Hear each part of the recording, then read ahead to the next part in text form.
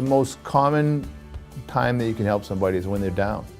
And there are a lot of people that are down because they're at their end roads and they don't know where to turn. That when people come into any of our branch locations, that you outreach your arms and you help them and you see what their problems are. I think that's what we brought to this industry. I think that's what we brought to this community, that we try to outreach to the people that need us the most, and we're here to help serve them.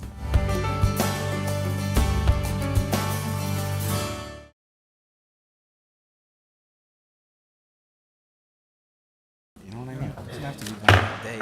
Okay, we'll call the meeting to order. Please rise for the Pledge of Allegiance.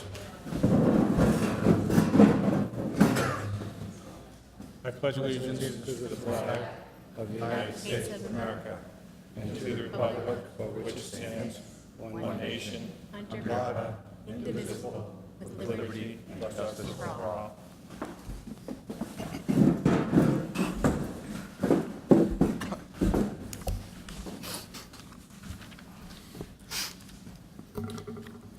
Okay, the first item on the agenda is student reports. Do we have any students here to give any reports tonight? None? Okay. Next, teacher association reports. Nothing to report at this time. Thank you, Mr. James. Hearing for visitors. Any visitors wish to be heard?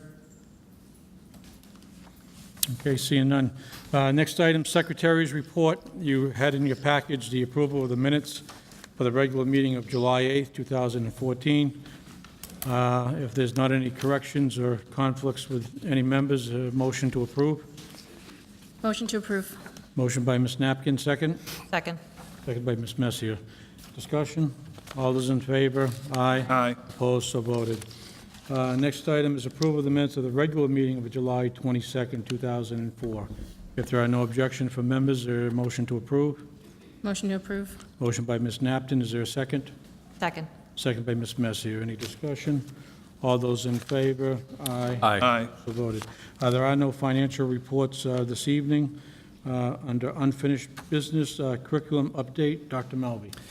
There's not any real new information per se, other than as a reminder that we're going to be continuing our work with the DSAC group of the Department of Education relative to the ongoing improvement plan and the curriculum mapping and data analysis training of our staff.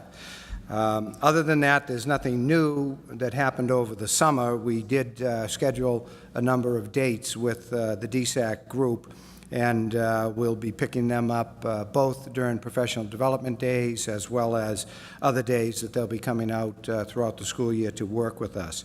When we get down to the item C under the new business Level 3 improvement plan, Dr. Zaleski is going to comment a little bit further on the curriculum piece as an introduction to where we're going on the overall improvement, and then we'll ask the principals from the elementary and junior high school to make a commentary as well. Okay, thank you. Any questions for any board members in regards to that update? Next item, superintendent search update. All I would have to report tonight is the search committee will be meeting Wednesday night. The application process has concluded. All the members have received their packets of applicants, and we have somewhere in the vicinity of 25 to 30 applicants. So the search committee will now start their duties of going forward to start the screening process and whittling the number down to be sent to the full board. Next item, interim principal search update. Dr. Melby? Well, I think we previously announced that the interim principal position up at the high school, I've appointed David Bayshant. As we all know, Dave has been assistant principal for a number of years up there. And we had an excellent candidate pool. There were about 36 overall candidates, and I personally interviewed about 20, as I recall, of those candidates. Ultimately, when it came down to a decision, I had a good final selection, if you will. That is, people that were of the same ilk in that they had administrative experience, and I had some principals that were looking to make a lateral move, as well as some retired principals. But ultimately, I thought because of Mr. Bayshant's familiarity with the school, the staff, the students, the parents and the community, and given where we're heading on the overall DSAC effort and the computer upgrades, I felt it was a shorter on-the-job training for David stepping into that role than someone coming in and spending 6 to 8 months trying to understand Spencer before they would feel comfortable. So I'm pleased to announce that Dave Bayshant is our new new interim principal up at the high school. With respect to backfilling David's position as assistant principal, fortunate again, we had a large candidate pool, and similarly I interviewed, and Mr. Bayshant interviewed a number of candidates, and without question, without comparing notes during the interview process, when David and I got together to make a selection of the final candidates to be interviewed and then ultimately the final choice, we unanimously agreed, albeit 2 people, and we've selected Mr. Tom Lauder, who is former principal of Leicester High School. Tom retired about a year ago, and given the experience that Tom has a number of years under his belt as principal and other administrative positions, I think it's a great team, if you will, that can join at the high school with Tom's wisdom and experience from a number of years, and certainly David's energy in stepping up. I think we have a great team going forward. I would like Mr. Lauder to stand up so he could be recognized, and give him a Spencer East Brookfield welcome.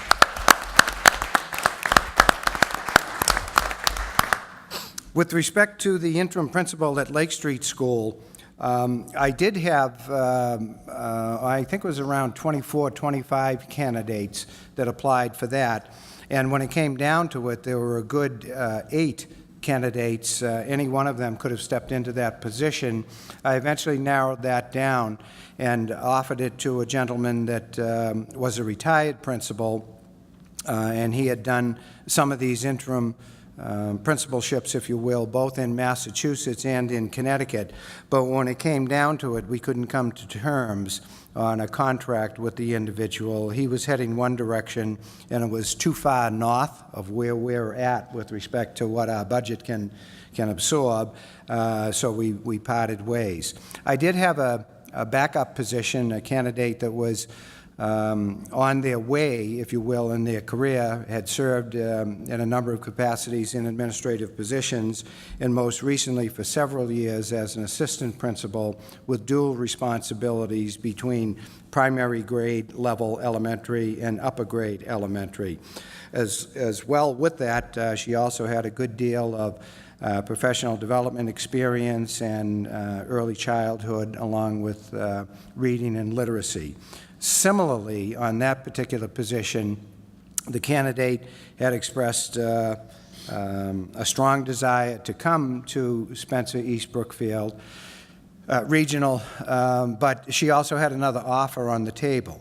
And on literally the way this broke down was on a Friday afternoon when I invited her back in on Monday to close it out, and she indicated to me that this is where she wanted to be. The distance going to the other position was too far, and she was going to rule that out. Well, I probably should have had her come in on Friday, because Monday morning she called me, and having talked with her spouse, they changed their mind, and it really was because of the more permanency, she thought, with the possibility of going to the other district, albeit it was a ride, and that the position at Lake Street could only be a year, yet if things worked out, she'd be able to remain. But with that, she withdrew reluctantly. And the other candidates that I had, upon further review, they had a lot of strengths coming in, but I didn't think that they had most of the package, so to speak, particularly because this Lake Street School is heavily, heavily involved in really what we call early childhood education. Yes, it has a preschool component, but when you're dealing with kindergarten and grade 1, it really falls into obviously the earliest stages of children coming. And I felt that we needed to have someone with a little stronger experience relative to that. Plus, we're going into what's called our NIAC accreditation at the elementary level for both Lake Street and East Brookfield.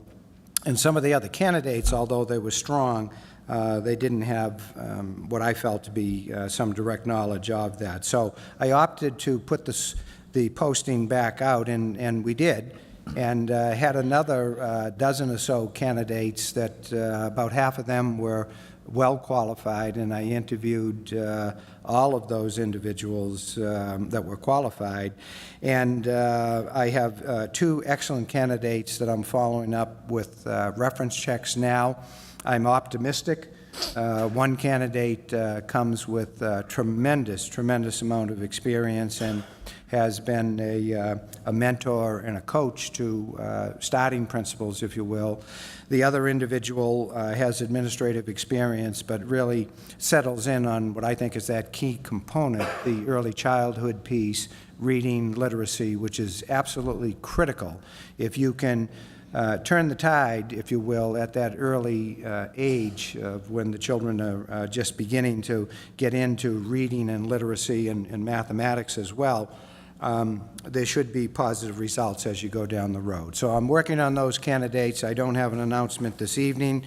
I am prepared if we are not able to go forward with either of these candidates and have them on board, because at least in one situation, she will have to give a notice. I do have a backup with current administrators on a short-term basis, and we'll keep at it till we get the right person in that position. Thank you, Dr. Malby. I think I can speak on behalf of the whole board that we're very pleased with the appointment of Mr. Bayshant to the principal's job. Dave is a known commodity here, well-respected by his peers and by his students as well. So congratulations to you, Dave, and we look forward to working with you. On that same note, I'm also pleased to say that I do know of Tom Lauder as well, and I'm really looking forward to working with Tom.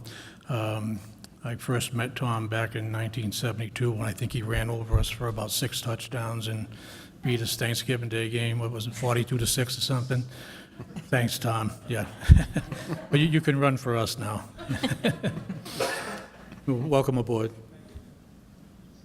Okay, next item, cell phone policy, acceptable use of technology policy discussion. Dr. Melvin? Right. We tried to concentrate during the summer on the cell phone piece to try to gather information, and I'll comment a little further.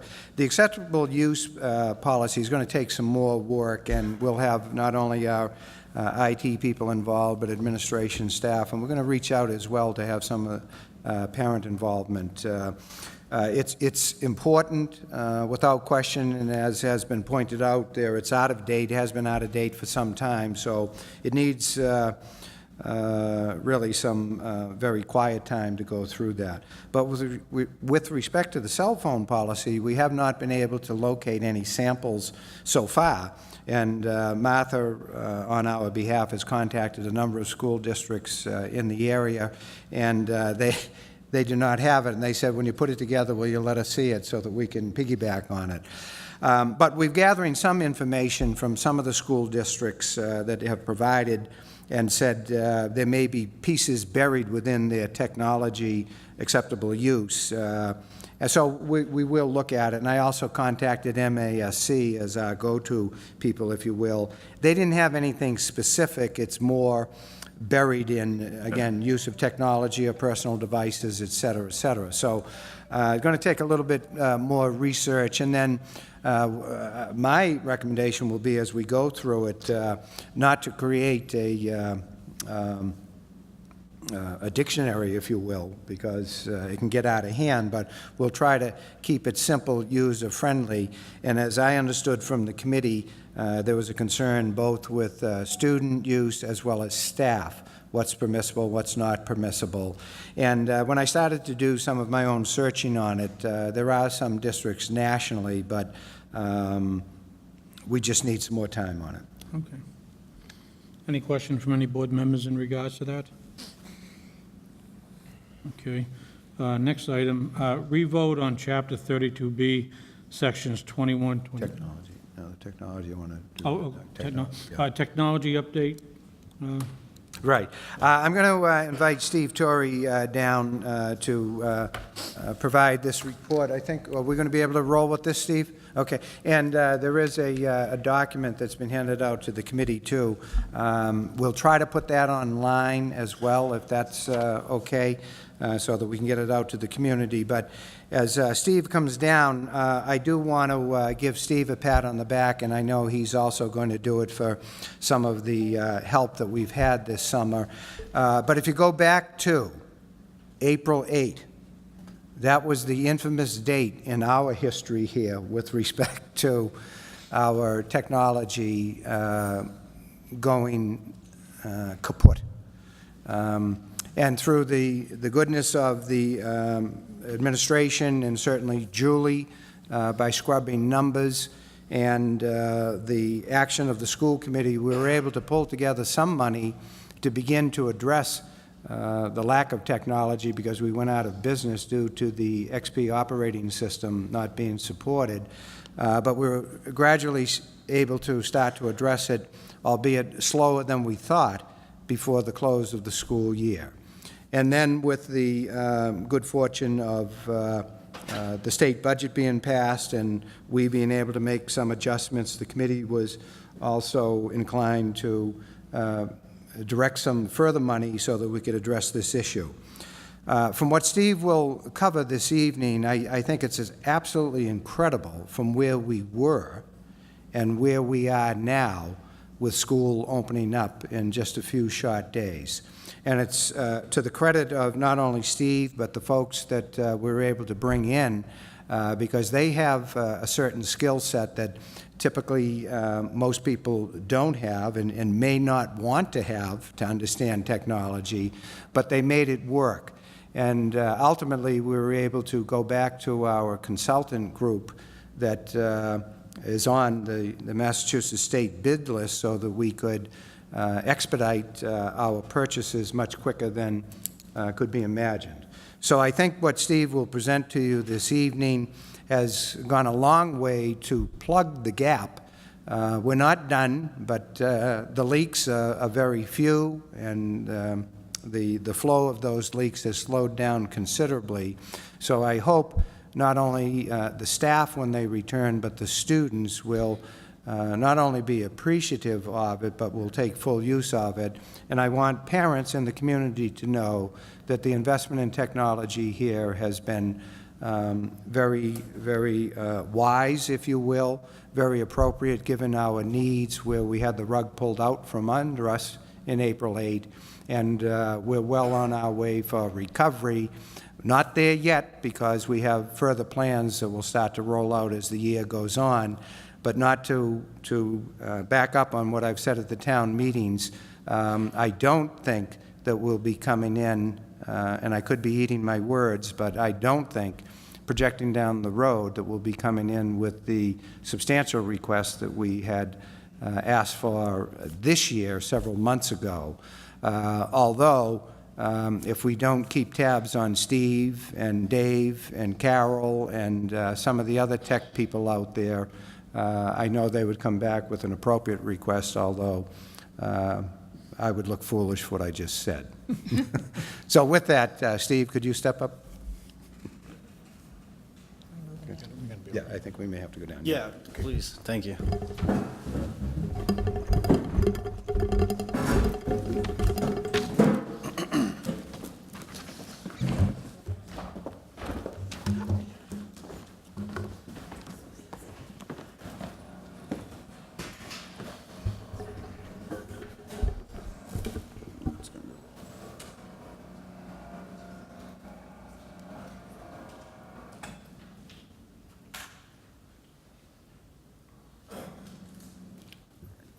Good evening, Mr. Chairman, members of the board. How are you today? Good. All right, so we're just going to go through this pretty quick. I'm not going to rehash a lot of it because I know that it's been said 100 times. So the end of life of Windows XP and Office 2003 happened on April 8th. We had 800 district computers running at that time. Since then, we have removed all the Windows XP machines and upgraded to Windows 8.1 Professional and to Office 2015 as our word processing engine there. Word, Excel, PowerPoint, Publisher, Access, and OneNote. On April 8th, the average computers were about 8 to 14 years old. Network authentication was still on Novell NetWare, which was last upgraded in 2006. Since then, we've upgraded the 250 district computers that could sustain the upgrade with solid-state drives, 4 gigabytes of memory, and the Windows 8.1 operating system.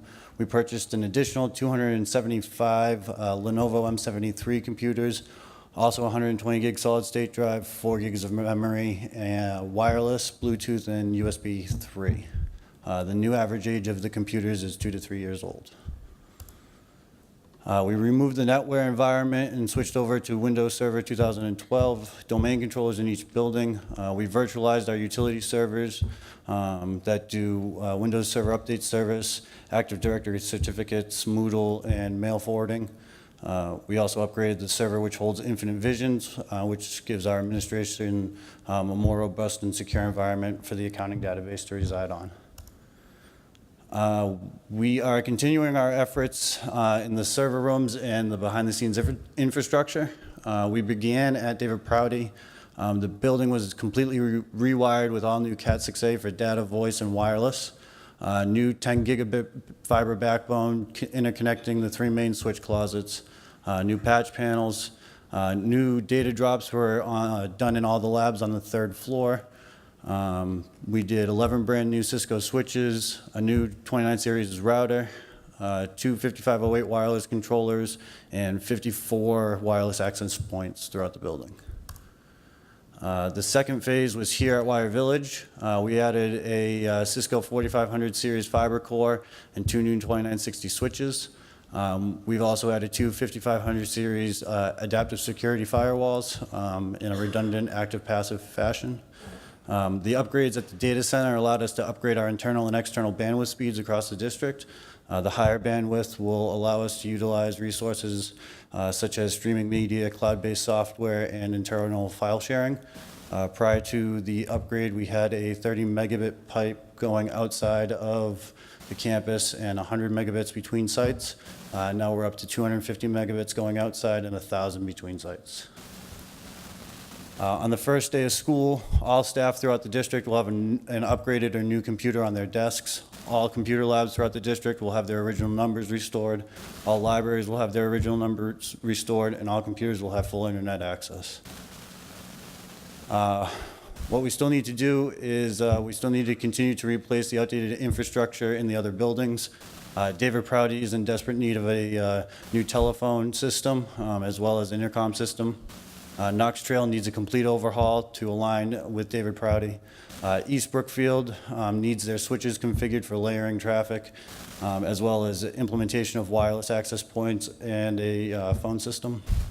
Wire Village needs new access level switches installed in the IDF closets, as well as wireless access points and a phone system. And Lake Street needs a complete infrastructure realignment, as we did at David Prouty. So these were the workstations that we had throughout the district prior to the upgrade. And these are the workstations that we have now. This is the main switch closet at David Prouty High School prior to the upgrade. And this is it now. This is room 303, which is the marketing education lab. This was where their switch closet in that room was. And this is it now. And any questions, comments, concerns? Awesome. One last thing is I just want to give credit to my guys that were with me this summer. Christian Gem, Brian Hawes, Andrew Romano, and Tab Bassett. Without them, we couldn't have gotten any of this done, so thank you to them.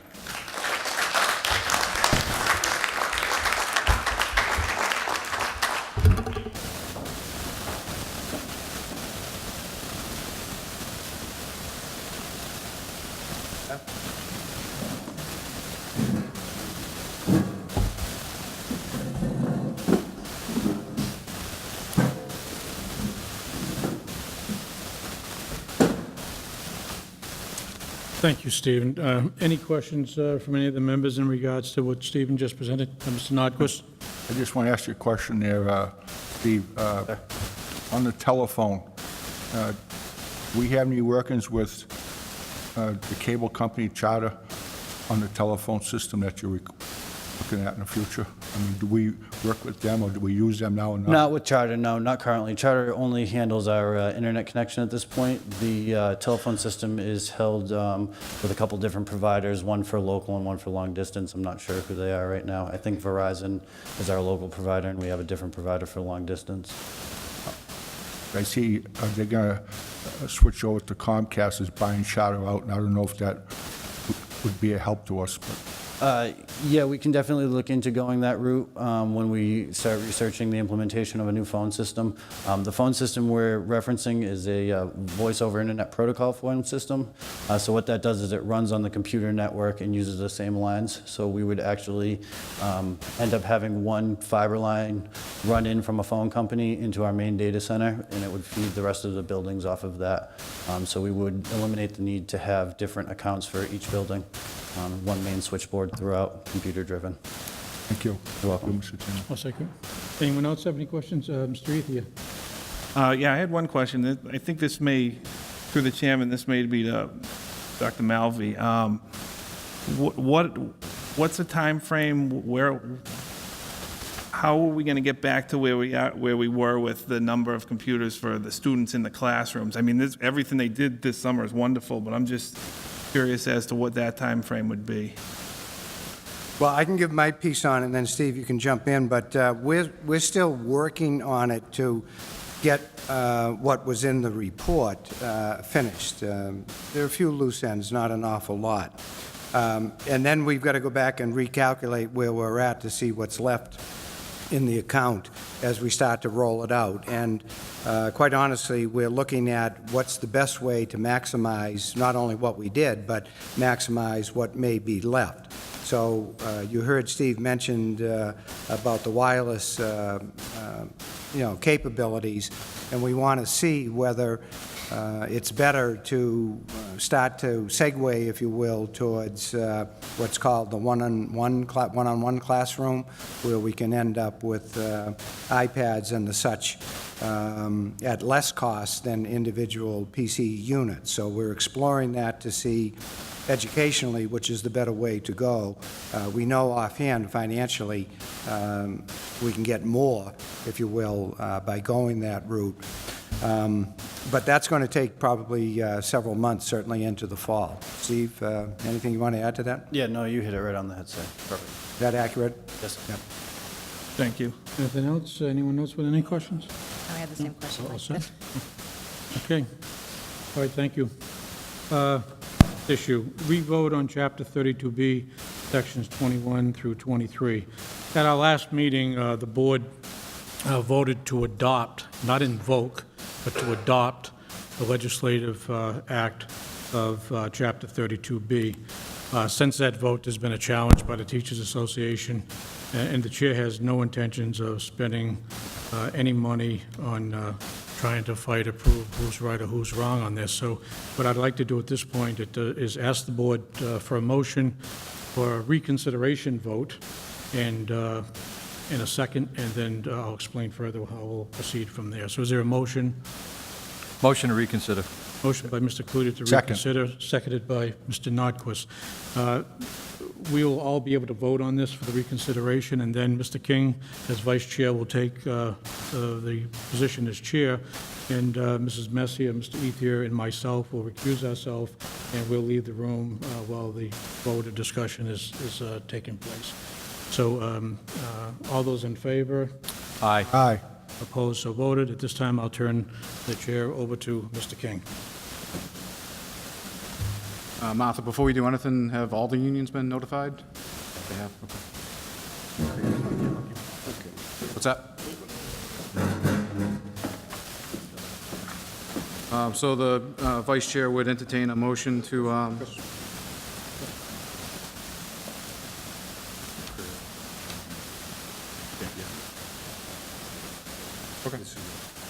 Yeah, that's fine. Okay. Well, entertain any motions to, Mr. Chairman, any? I make a motion that the Spencer East Brookfield Regional School Committee accepts Chapter 32B of Mass General Laws, Section 21 through 23. Thank you. Second? Second, Mr. Chairman. Any discussion amongst the board? Just make a note that recluse from the vote was Mr. Messia, Mr. Ethier, and Mr. Hayes. We'll take a roll call vote. Include you? Aye. Mr. Snappy? Aye. Aye. And the chair votes aye.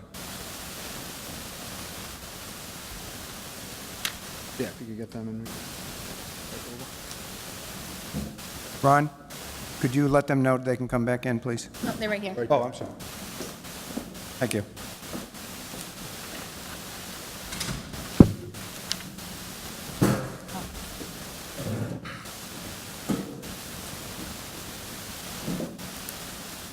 Thank you, Mr. King. Next item, update on all new personnel contracts. I believe we have a listing in there of appointments, if you will. But with respect to the administrative contracts, I'm still preparing a final document for Mr. Bayshant, Mr. Lauder, and we'll have one available for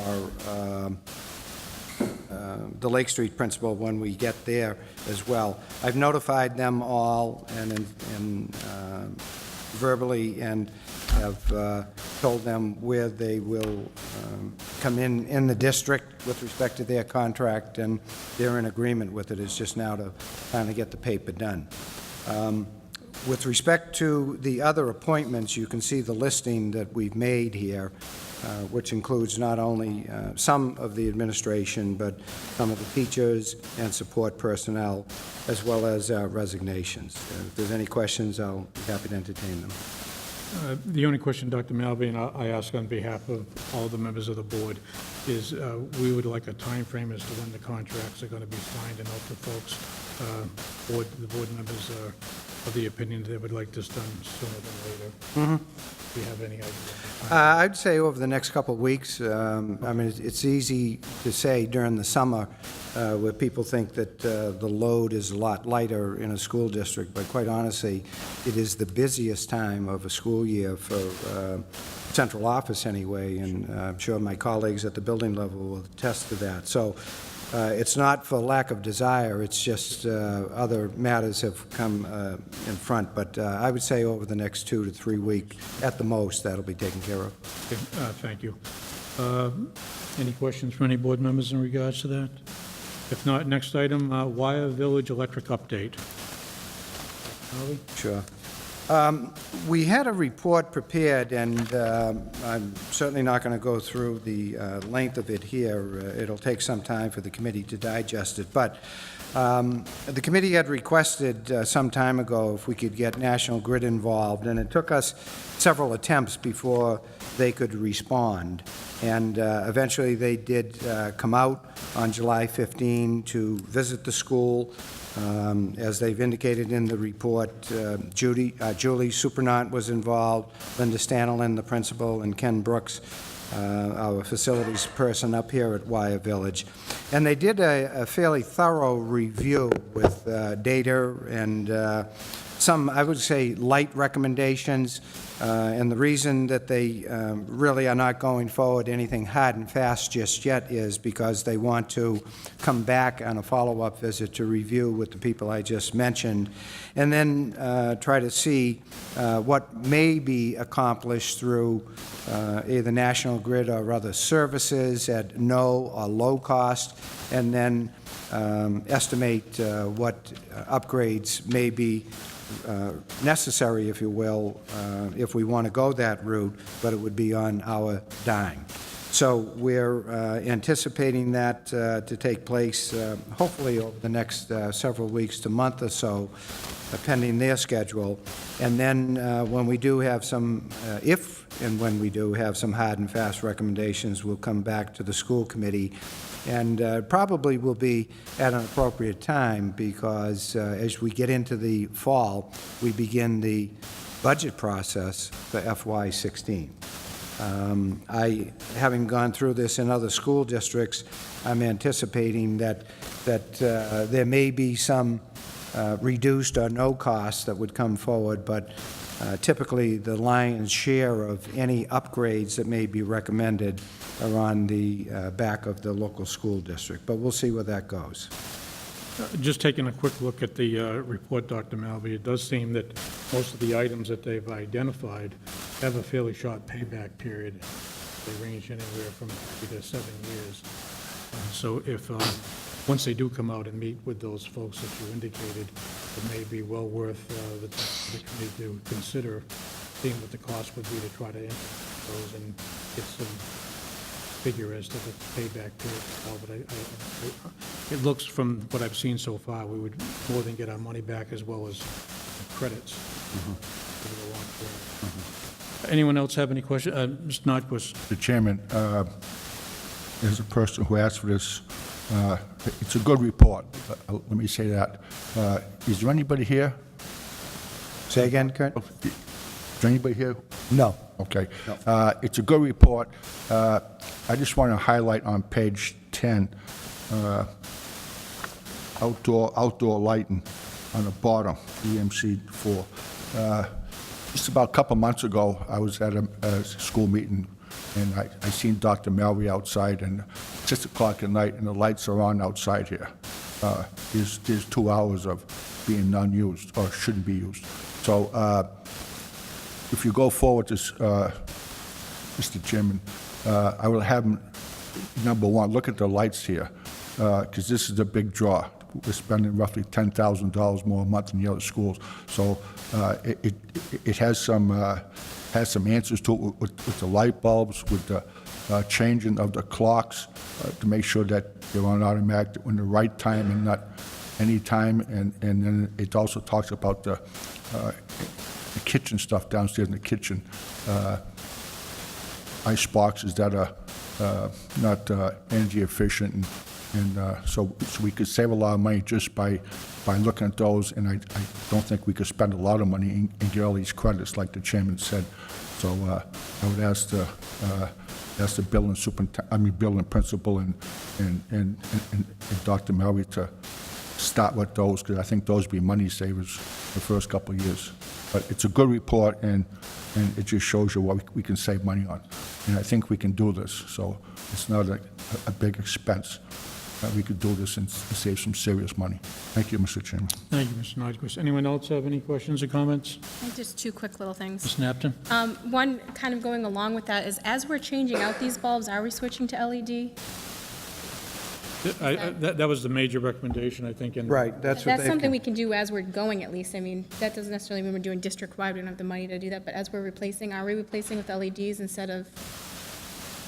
I don't know what our current status is now for Oh. replacement. I'd have to, change the Yeah, to change it completely. yeah. But to your And then, like, if we were doing it as we went. Yeah. To your point, though, I think where we can, we'll seriously look at that, and then for places where we can and should, if it requires some adjustments, then we'll have to bring that back as a cost proposal. Right, and then I just a second one, which is totally just a drop in the bucket. But it commented on the number of refrigerators in the building, and I'm just wondering why we have so many not refrigerators for the cafeteria. I mean, I understand the teachers have their lunches and everything, they need them. Maybe like the science classroom needs one for like experimental stuff or whatever. There's a foods classroom, but other than that, why are there so many refrigerators? I don't know. I don't know how many My other question, refrigerators we because if have. it's here, I've heard in other schools it's the same way. So that's a lot of sitting around for what? I don't know. That's just a question. We'll take a look at it. I don't know. Nothing else, Andrew? Thank you. Okay, next item, intra-district requests. Dr. Malvy? There are two requests, and per your practice and policy, we don't identify the students involved, but we've had a request, you can see the number up top, 723-2, 723-3. The first one is requesting to go to East Brookfield. I'm sorry, yeah, East Brookfield. And the intra-district request has been a practice in the district for some time, where families may have some personal issues or reasons why they're requesting to go to another school other than that which they reside in, and that's East Brookfield to Spencer or Spencer to East Brookfield. And the practice of the school committee has been, it has to come for approval, but the practice since I've been here has been to review it and approve it. So this first request is because of some personal situation that has come up with the youngster in particular. The family is asking that the child be allowed to continue in East Brookfield at the kindergarten level. I recommend approval. Is there a motion to approve? Motion to approve. Motion by Ms. Napton, is there a second? Second for discussion, Mr. Chairman. Second by Mr. Nordquist. Discussion. I just want to ask the superintendent or the principal, is there room for these students on both 723-3 and 723-2? Yes, in reviewing it with the principals, there is, but they also note caution that as we start to add students in, and even though we're just a few days away from the start of school, typically school districts have movement of children coming in at the 11th hour, if you will, if not for opening day within the first few weeks. So we've got to watch the numbers very, very closely, but as we currently exist, both Mr. Tomlin and Mrs. Stanlin believe they can absorb these youngsters into their program. Just to get back to that, I don't want to see we take a vote at some period of time on some other applications and find out that we overcrowd a class and we get into a problem. So I think that we should know ahead of time on any future changes. Absolutely. Thank you, Mr. Chairman. Anyone else have any questions or comments? Yeah, I just want to reiterate, Mr. Nordquist, I kind of have the same feeling on it. I did a little research today, and we're above our school policy, and we're right at the state law now. So I just, we need to stay vigilant, keep a close eye on these classroom sizes. Ms. And Messi? through you, would it be possible to ask Mr. Tomlin a couple of questions? I'm sorry. Would it be possible to ask Mr. Tomlin a couple of questions? Certainly. Yep. Mr. Tomlin?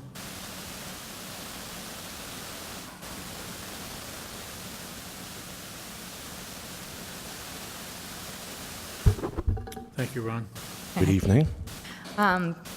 With the limit, it seems like we're at about 25 with this student coming in to East Brookfield. Is that true? Well, today when I got back from our training, we had just received notice that the 24th had registered today. So not counting this transfer, we have 24. So this will be 25 if this is approved. Okay, and how will the classroom be supported with staff with that number of students? We will have one classroom teacher, obviously. We'll have one full-time classroom assistant, and in that room there is a student that requires one-on-one support. So we'll have 3 adults in that room along with 25 students. Okay, and what is required for NIAC accreditation at the kindergarten level? Well, there's no Mike did his research. I mean, the DESC rules and regulations clearly state that you will not average more than 25 students per kindergarten classroom. In order to go over 25, you have to get a waiver and prove hardship. So we need to be very careful of that, obviously. But NIAC obviously would go along with the DESC regulations. But the thing about kindergarten classrooms nowadays with NIAC accreditation is that the teachers are required to have many centers in their classroom. And that means they have to have stuff out there accessible for students. I think our kindergarten classroom, I believe she has 10 centers in her classroom, if I'm not mistaken. She has to have a block center, a doll center, a play area. And these are all required by NIAC. When they come into the classroom, they have to see this stuff visible. So it limits the space more or less for the kids now. And this is something that in previous years when we didn't have to deal with this, but now we have to be cognizant of that. So we do have to keep an eye on the numbers. Anything else? No, that's all. Thank you. Okay. I think at this point. Any other questions? No questions. One more comment, Mr. Chairman. Yeah. Just looking at the numbers, I'm noticing that Lake Street is right there too. They're very close to the same law. They're over our policy, but they're right. They're not quite at the law yet, so we just, we need to be vigilant across the boards. That's it. Thank you. What's the pleasure of the board? Is there a motion to approve or to hold, or? Motion to approve. Motion to Second. approve by Mr. Messier, seconded by Mr. Ethier. Any further discussion? All those in favor? Aye. Aye. Opposed, so voted. Does that take care of both of them, Dr. Malvy, or are we doing? I read both numbers. I don't know who made the motion. Missed the first one.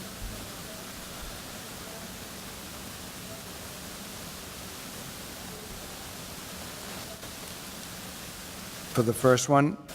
Both. We need Okay. another motion for the Okay. second one? Okay, is there a motion to approve the second transfer, 723-3, is it? Yes. Motion to approve. Motion by Mr. Ethier, is there a second? Second. Seconded by Mr. Messier. Any further discussion? All those in favor? Aye. Aye. Opposed, so voted. Thank you. Next item, review of the Southern Worcester County Educational Collaborative. There's no vote needed on this. You've got a copy of the report in your packet.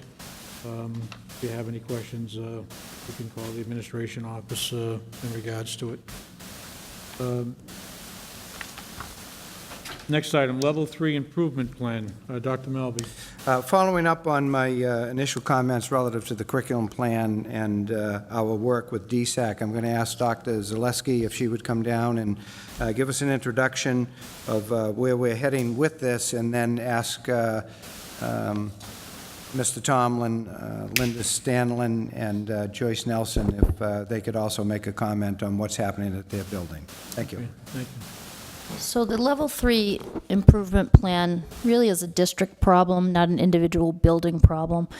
And the reason for that is there are many factors that can contribute to the Level 3 status, ranging from district initiatives, the strategies that we have in place to assist the building and the students, how we're providing support to the principals, consistency with district-level leadership, things of that nature.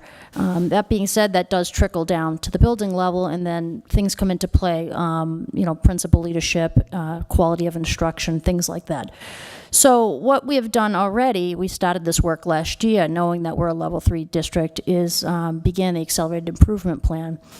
The Accelerated Improvement Plan was an option for us. We did not have to do that. We opted to do that. The regulation states that under DESE, if you are a Level 3 district, you can be proactive and embrace the initiative of an Accelerated Improvement Plan, which we quickly endorsed, knowing that we were a Level 3 district.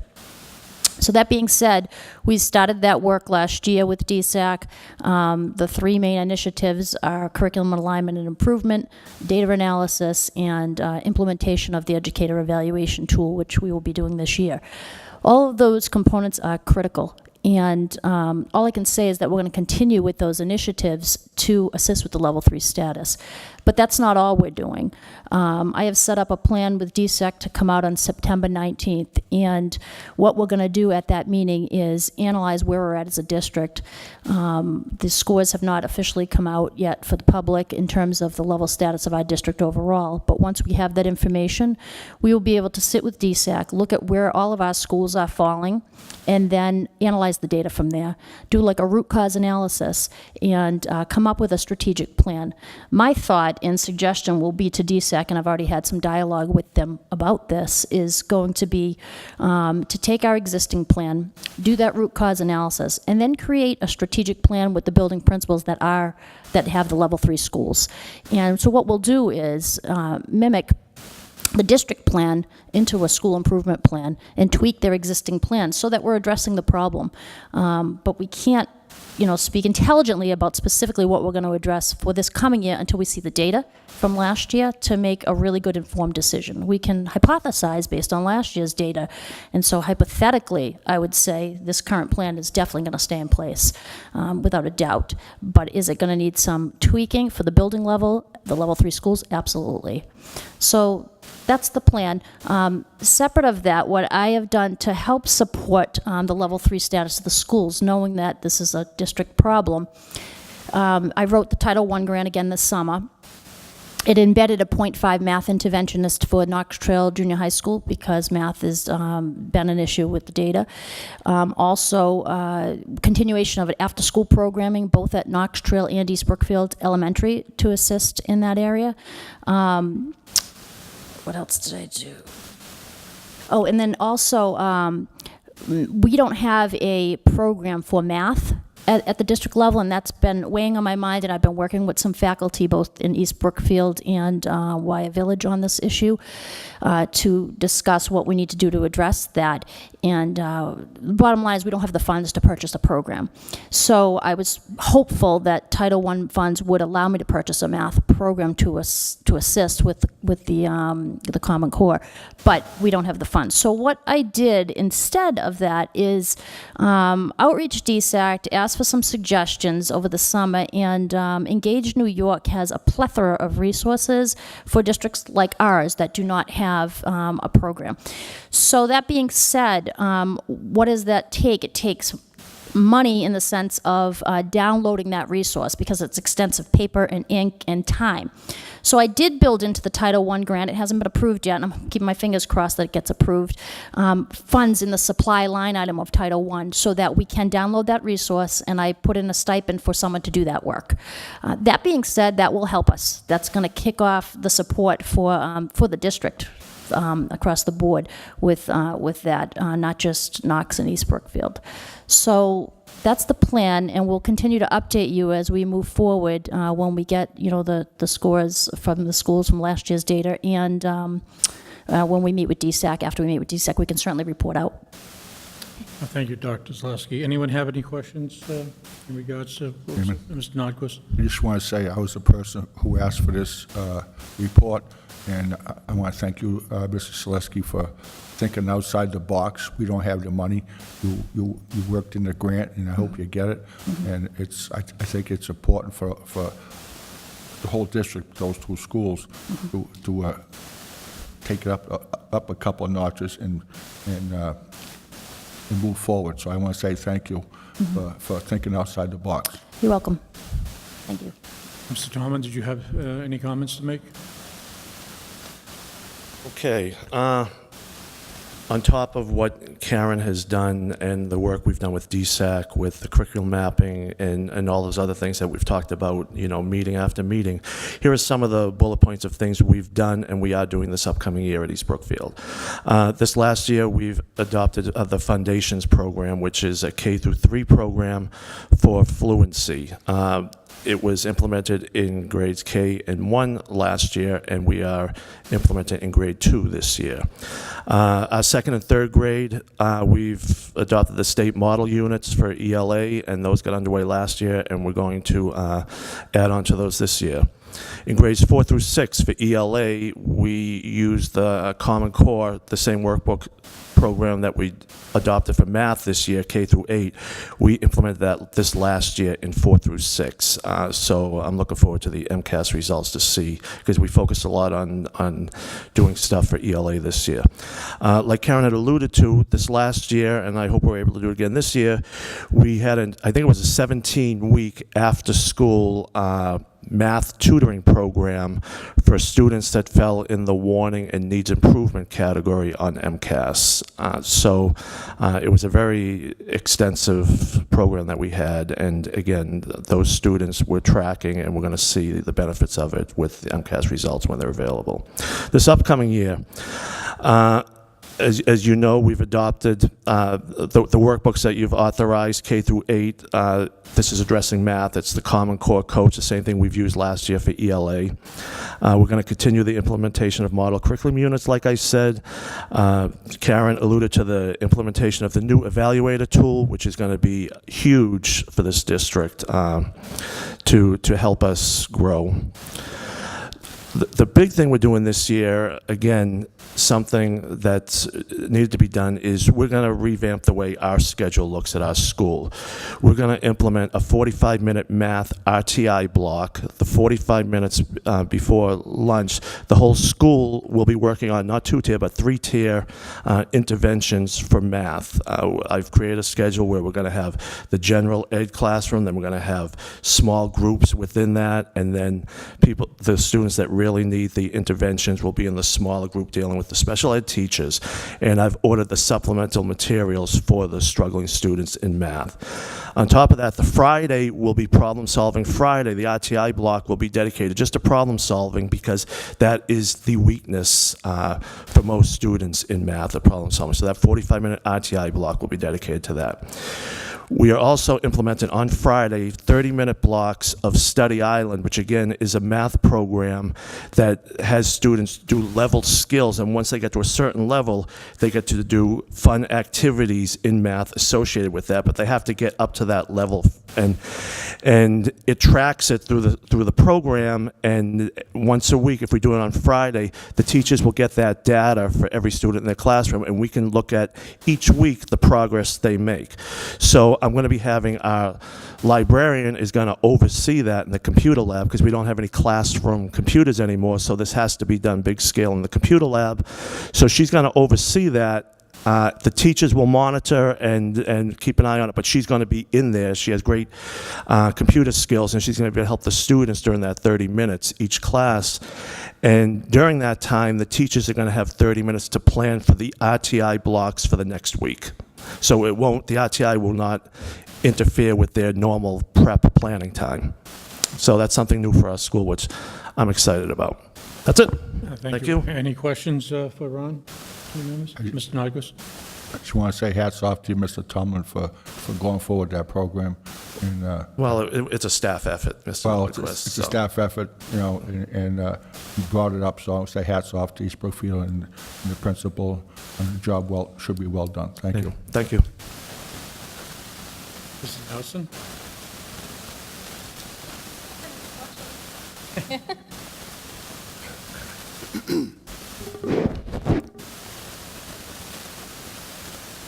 Thank you for the opportunity to speak to the board regarding Knox Trail and the progress that we're making. First of all, I want to thank my faculty and staff. They've been working diligently to address some of the issues that we see and our status. It is a district problem, and we recognize that. Through MCAS, we can look at reports and we can look at a cohort group of students. So technically, when we see a student that is not progressing the way that they need to at our school, if we look back from 4th grade to where they are, it's an ongoing problem. So I'm excited and happy about the fact that we are working very hard as a district to align the curriculum. We have 2 schools feeding into our school, and over the years, as a teacher, I have seen gaps because one hand doesn't know what the other hand is doing. So I really do appreciate the efforts of Karen and the superintendent, DSAC, for helping us to align our curriculum. And we've done a lot of work on that. So what we have done this year to address some of our issues, and really the area that we need to look at is math. We've added the additional support with a .5 Title I teacher. We have the after-school support targeting our low-income population, which performed below 238 on MCAS. This was done also through Title I tutoring. Our professional development curriculum alignment work in the areas of math and ELA with DSAC. Most importantly, we've changed our schedule so that our content area teachers have the same prep period.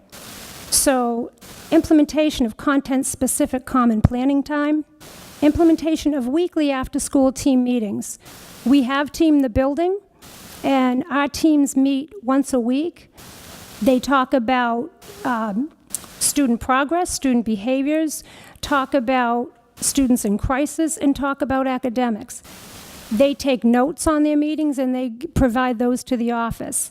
What we do from the office is we look at, is this a pattern? Who needs to address this? Can we work with the teachers? What strategies can we use to help those specific children? we've had additional social emotional support through pupil services and Community Health Link.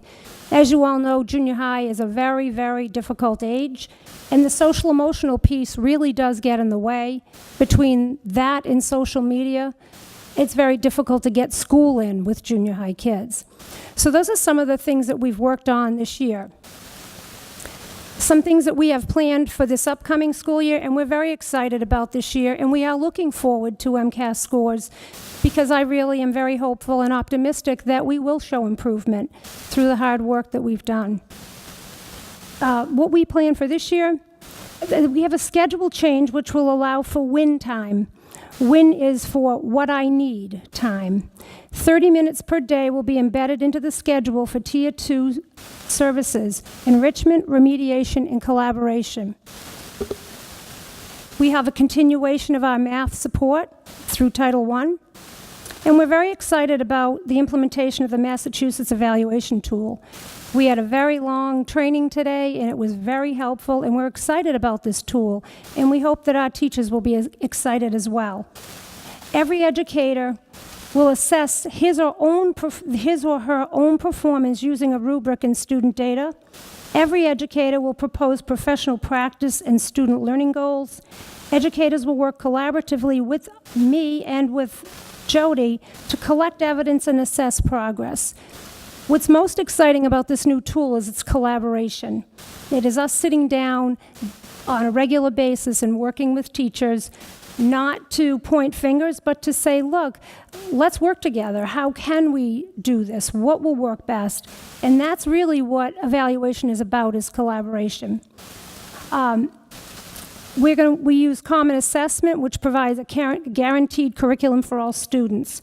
By Common Assessment, what I mean is that it shouldn't matter if a student has Mr. Haley for history or Mrs. Rayfield for history. They should be getting the same curriculum, and they should be having common assessment. That will happen in math, and that will happen in all subjects in our building. We are working very hard and diligently to implement model curriculum units. And we have a schedule change that we've gone back to trimesters. Through doing so, we have a schedule change which will allow our students to have an extra period of math for all students for one trimester. So it'll be an additional amount of time for math. So those are the things that we have been working on. I appreciate the opportunity to share that with you. And if you have any questions, I'm happy to answer them for you. Thank you, Mrs. Nelson. Any questions? I just want to say, Mr. Chairman, it sounds good, Mrs. Nelson, and I look forward to hearing from you in the future about your staff and how it's implemented. Sounds real good. Thank you. Thank you. Stanlin. Good evening. A lot of this will be a bit redundant. However, I would like to start with thanking all of you for your support throughout the year, and also to an exceptional staff, and I feel a very collaborative and cooperative district to work within. A lot of the things that we've done may sound similar, but I think the main thing is it's allowed that collaboration to really extend.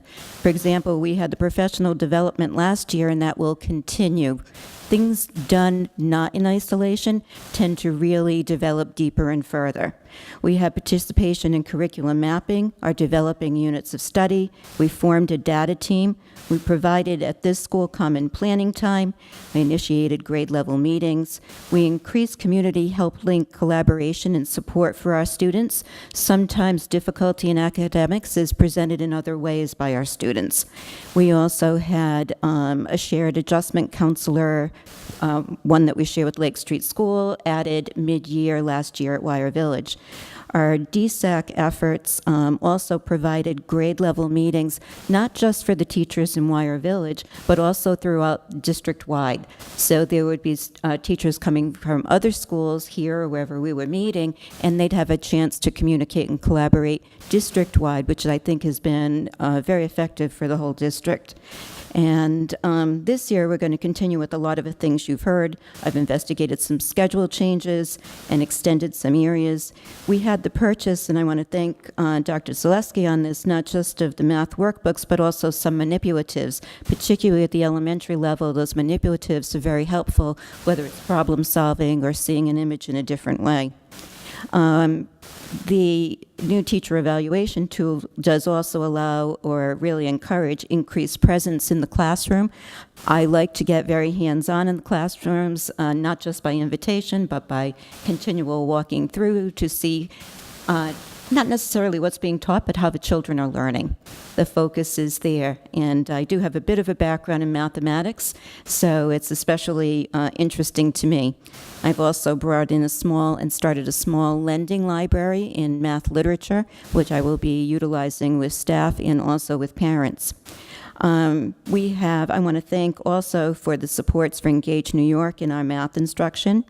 For grade 2 and implementing the foundations training this year. Our professional development on a school-wide basis is to continue some PBIS efforts that we initiated last year, and also in differentiation in instruction and in data collection and analysis. We want to continue to support the staff in their efforts, in whether it's academics or a focus on interventions and on preparedness for the early intervention team to try to assist those students who are showing needs earlier on. And I'd like to say that although I was not here at this exact time last year, I arrived somewhere into the early September, I do note that the teachers were very excited to see supplies and materials were not only purchased, but have been received. And all those boxes in the office are in the process of being opened before the start of the school year. Thank you. Thank you. Any questions for Mr. Scanlon? Mr. Nordquist? Just want to say thank you, Mrs. Scanlon, for a good report, and I look forward for hearing from you and your teachers in Upper Village for doing a good job. Thanks again. Thank you. I think an encouraging point from the chair's perspective and listening to everything that everyone had to say, going back to reports that I read when I first came on the board, it did seem that a lot of the problems that we were encountering academically was a lack of data collection and a lack of being able to have data to use to be able to help those kids that were in need. And all of you that spoke tonight all touched on, in some way, of some program or aspect of how you're going to be analyzing and collecting data to help those kids that are in need. So I think that's a positive thing, Dr. Vivaldi. Absolutely, absolutely. And I also want to just, give a postscript on this that, excuse me, this district, without question, has a challenge ahead of itself. We solved the financial mess that we all inherited a year ago. We're moving in the right direction. We've taken the appropriate steps. We've plugged the gap. We've stopped the leak, if you will. And that was very, very difficult because we weren't able to expend money that was sorely needed to attack this educational issue. Not that we have a lot to spend, but we're in a better position going forward. And from what my colleagues just mentioned, and that in conjunction with the continued work with DSAC, the challenge is for all of us, school committee, administration, teachers, parents, and community, to get its shoulder behind this effort. I have no doubt whatsoever that within the second year, we're going to start to see improvements incrementally, but I'll take them. And in the third year, although I'm not going to go way out on the limb and say we've solved it, we'll be well down the road by having a defined curriculum. We will have finished the exercise of the mapping.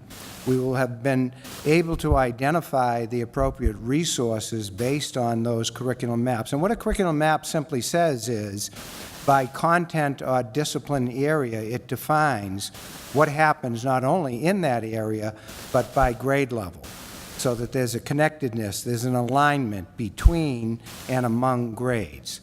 But ultimately, the ones that are going to turn the district around are our professional teaching staff. Nothing takes the place of that, in my judgment, of that direct contact by a skilled teacher who has the student's interests first and foremost. And you'll hear a lot going forward that it's not just the teaching aspect, but the shift becomes, what are the students learning? And we all, superintendents, administrators, teaching staff, will have to shift gears so that our whole approach is, does this help the learning process for students? I have no doubt that the staff here will not rise to the occasion. To the contrary, they will. When I came into the district last summer, and immediately we, a group of us, participated in a statewide curriculum initiative at Bridgewater State College that the state obviously sponsored, but we began that journey. And the excitement I saw from those individuals and my involvement with them throughout this exercise during the past school year, there are such pockets of strength and energy that we have across this district that I encourage everyone to continue with that. Even though I may not be here for the full year, for the time that I'm here, I'm going to give as much support as I can to the professional staff, because ultimately the students will be the beneficiary of that. And I encourage the school committee, as I said initially when we brought this effort forward, don't be bamboozled by someone coming in after me and saying, you know, we're going to throw this out and we're going to start anew. This is really the way to go. Is it the only way? Absolutely not.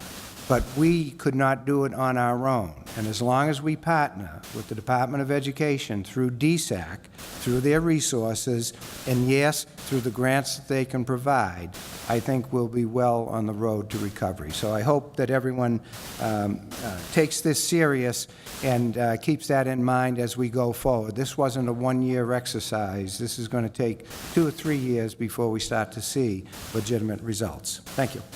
Thank you, Dr. Malvey.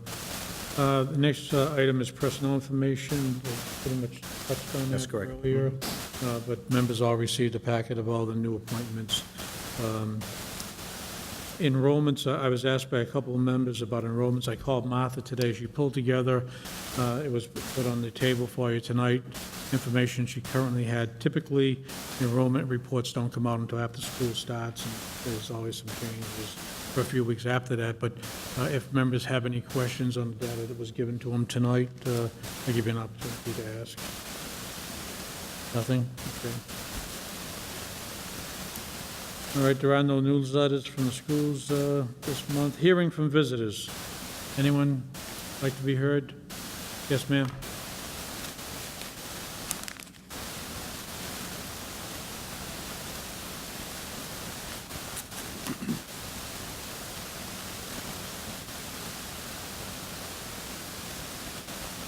Sheila Grant, 38 Paxton Road, Spencer. I have a number of things that I could speak about tonight, but one thing that I'm most concerned with is our technology. To hear that the effort was absolutely incredible, I agree, but probably in a more not positive tone. When I left my classroom in June, I had 6 computers, 6 working computers. When I came back 3 weeks ago, I have one for me to use. I don't find in 2014 that that's acceptable, and I'm not sure if because I'm an elementary classroom and all my colleagues teach elementary, if the amount of effort that's being put in elementary is appropriate. We use computers on a daily basis. I've mentioned Lexia before at the town meeting. It's a wonderful reading program that children use. If I'm working with a small group, I've got some centers going on. One of my centers is children working at the computer. They can't do that anymore. I've asked, since I've come back, if Lexia is going to be available to my students. I have yet to get an answer. I think that program is wonderful, and trying to truck my kids up to the computer lab to try to give them time for reading support isn't going to be appropriate. I'm looking forward to the study island for the math, but this day-to-day reading support is going to be missing. I'm hoping that you are going to kind of check in on the schools to see what's going on, to see what we really need. There's a lot of things. I was one of the 12 or so people that went to Bridgewater last year. Yes, we were gung-ho, all set for this curriculum. We haven't met since January. I mean, we'd like to move our district ahead. We'd like some say in that. One of the things that we are missing is a reading and a math program. We can say we're doing this, we're doing this, we're doing that, but something like a reading program, a math program, would help to keep us aligned and help to plug some gaps. I'm also looking forward to the RTI model, and I'm hoping that my colleagues and I can help to bridge some of the gaps. But I'm hoping that you as school committee members will come down to the schools every now and then and check in with us. We need your support, we really do. The kids need your support. So thank you. I would just like to mention for the behalf of the school committee that I appreciate the comments from Mrs. Grant. However, her issues should be brought to the attention of the appropriate personnel. And that is the principal and the other administrators that are involved in it, and certainly technology people, but ultimately to the school superintendent. In any formal organization, there are formal lines of communication. There are lines of authority and roles of responsibility. And Mrs. Grant just chose to step outside that. There has always been a receptivity to the issues that the staff has been involved in since I've been here. There isn't a day that goes by that when something is brought to my attention, if I can't stop immediately what I'm doing, I do address it in a timely manner. But I also expect that if people do have issues, that they bring them forward through the appropriate channels. To come in and address the school committee with respect to what was just shared really should be taking place first among the administrative team, if you will. We are better equipped to deal with that and develop ultimate recommendations and decisions, if you will. So I would ask that that happen in the future. The folks that I've been working with have really gone overboard to try to address, we're not going to solve everything, but to try to address the major issues. And in the case of the number of computers, to try to have a fair distribution, if you will, of how those computers, technology throughout the district. If you go back to what I initially said with respect to we're starting to move into the arena of the one-on-one classroom, we're starting to look at iPads. We could end up with other products, if you will, but that's really the way of the future. And as much as I will support having appropriate computers in a classroom, that is not the way of the future. We have asked, and we've been supported by the school committee and the two communities with respect to not only upgrading the technology that we have, but the use of that. And as we go forward, I'm going to be asking the staff for appropriate recommendations on how that should be used. Now, given there's no one set way that's the best way, so I will appreciate comments like that to be brought through the proper channels, and if it works for a staff member or several staff members, we'll try to address it that way. But there are other opportunities that we're seeking, as I said earlier, to spread what we have for our resources and to get more of technology rather than just a computer or two or three in a classroom. It was brought to my attention many, many months ago that even though we had a number of classrooms with computers in them, on a usage basis, it was not at full capacity, and in some instances, not at half capacity. And that's a problem. That's a problem for me of if we have it, albeit it was outdated, if we have it, then we have got to do a better job professionally of helping our people to use that technology. You can go into any school district in the Commonwealth, any school district in the country, and if they're on the move about appropriate use of technology, it's beyond what we had, even though we had outdated technology. So I would simply ask that people bring it forward through the appropriate channels. Excuse me. And last but not least, the reference with respect to not meeting since January is not totally true, because there have been other meetings and smaller meetings, not the initial meetings that we set out with as an outgrowth from the initiative at Bridgewater State College. But I would challenge anyone to say that we haven't met, because there have been pockets of it, and some of it has not been supported by the staff. And I would encourage those people to regroup and rejoin, because we are on the move to improve. And if we're going to be looking to the ways of the past as being the roadmap, if you will, I'm going to suggest that we're about change, and we're going to seriously look to do things a little bit differently. So that's all I want to say on it, but I do encourage people to become involved, but through proper channels. Thank you. Thank you, Dr. Melby. Anyone else wish to be heard? Any other visitors? Seeing none. School committee comments and future agenda topics.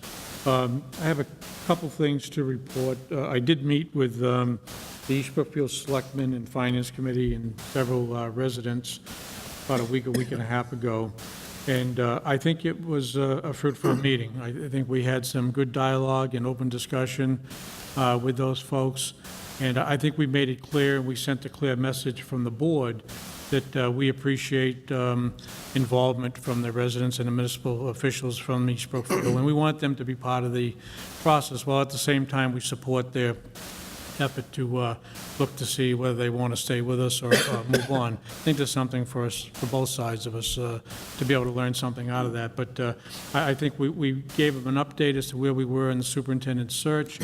They gave me a lot of feedback as to what residents in East Brookfield were looking for, qualities and skill sets for the next superintendent, putting that together as a package that's going to be forwarded before Wednesday's meeting to the chairman of the search committee, so that he can share it with the members of the search committee, making sure that the viewpoint of those from East Brookfield is put into consideration through the search process. So I think it was well worth the effort, and I will make further attempts as chairman to keep the lines of communication open with the town of East Brookfield as we move forward. The second thing is I was asked by a couple of the new members about training through Mass Association of School Committees with Glenn Kuchar.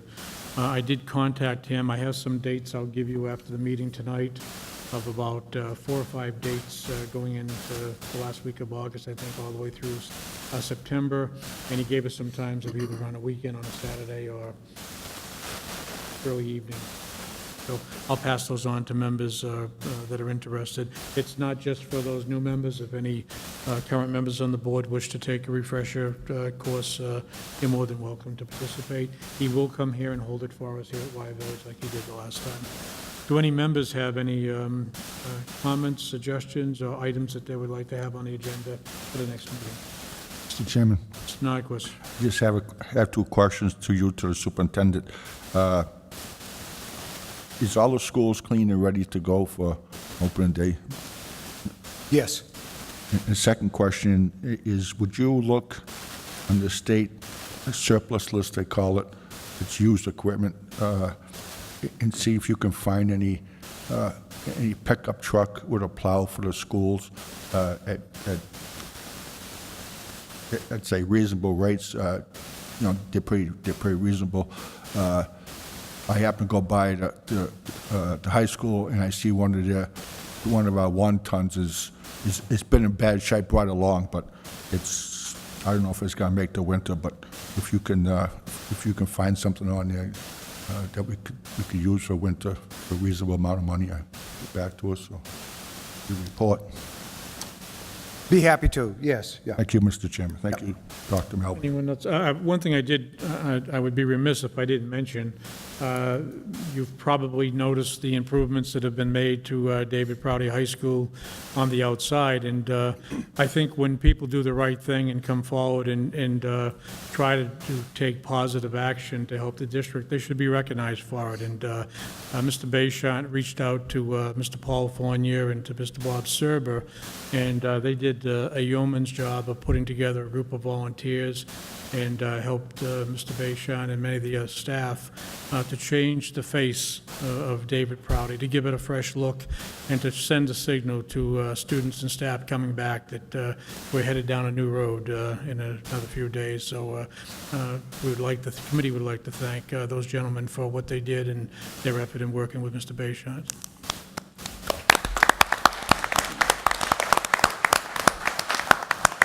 If I may, Mr. Chairman, I also want to thank the folks over in East Brookfield, because early on, through the municipal department and municipal officials, we had some volunteer efforts over there to tend to the grounds and other aspects of the building. Some tiles were replaced as well. So it's nice when people pull together and they offer their services, and we're very appreciative of it. We also had this year, for a short period of time, again, help from the Sheriff's Department, Worcester County Sheriff's Department, out doing some painting at the high school, and I believe some work up here at Wire Village as well, and other spots in the district. So it's nice when people pull together. And last but not least, if folks are not aware, school does start next week. Staff reports on Monday, and the children come in on Tuesday. We're in Tuesday, Wednesday, Thursday, break for the long weekend. So I know we're all ready, and as Kurt asked, the schools are ready. I'm going to venture to say that they probably have not had such a cleaning in years, and that was through the good work of not only our staff that's with us, but the part-timers and some additional summer help. So kudos to everyone that was involved in it, and if we still have a spot to clean, I'm sure you'll let us know. Thank you. Thanks, Ted. All right, short of any other comments or requests, the chair would entertain a motion to adjourn. Motion adjourned, Mr. Chairman. Made by Mr. Nordquist, Second. seconded by Mr. Cloutier. All those in favor? Aye. Aye. Opposed, so voted. Thank you.